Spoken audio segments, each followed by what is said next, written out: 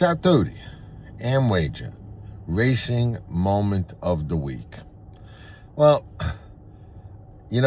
for me, I can't really separate the Fountain of Youth and the Rebel. Both nice races by the winners.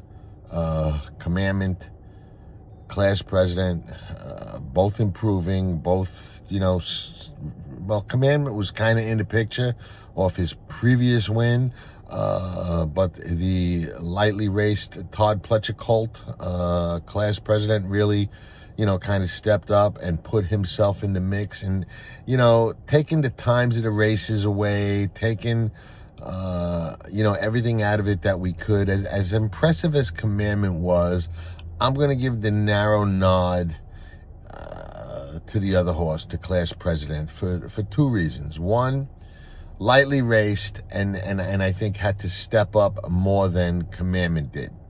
I'm not 100% sold on which of the two fields was better.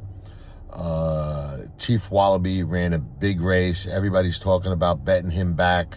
We know what happens when everybody's talking about betting a horse back, but Chief Wallaby was impressive in the runner-up, effort. No question about that. Let's see how he comes out of the race and how he goes forward. But Class President, was kind of collared deep stretch as a lightly raced horse by a stakes winner over the track on the outside. Nice, Mark Cassey horse that we liked at a big price the time before that, and was able to come back on the inside and fight again. And, on a recent episode of a Derby Radar, Steve Haskin and I talked about, not always looking at the numbers, not always looking at, what everybody else is, but looking for that fight, grit, and determination.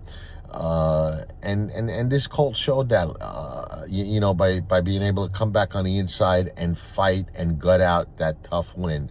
So in a tough call between two races that were, both noteworthy for their own reasons, and two nice colts stepping up, narrow nod for the AmWager, the Racing Moment of the Week, is going to go to Class President for a tough comeback on the inside win in the Rebel Stakes at Oak Lawn Park.